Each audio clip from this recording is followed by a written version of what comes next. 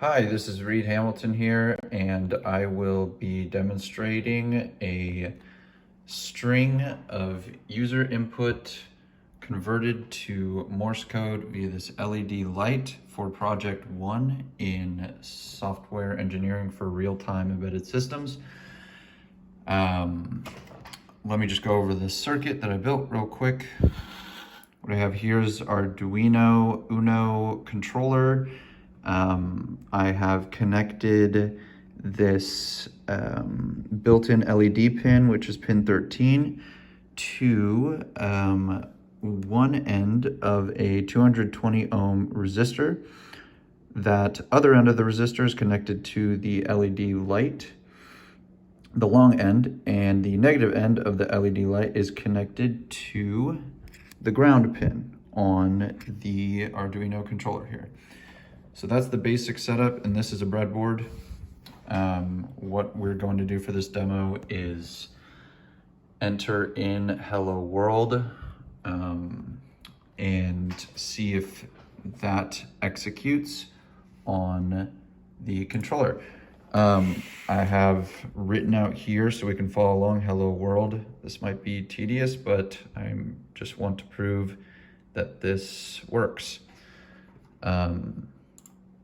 So let's give it a go. First, I'll make sure that the program compiles and is loaded onto the controller. There it goes. And here we go. Let's send hello world and follow along. Dot, dot, dot, dot, H, dot E, dot dash dot dot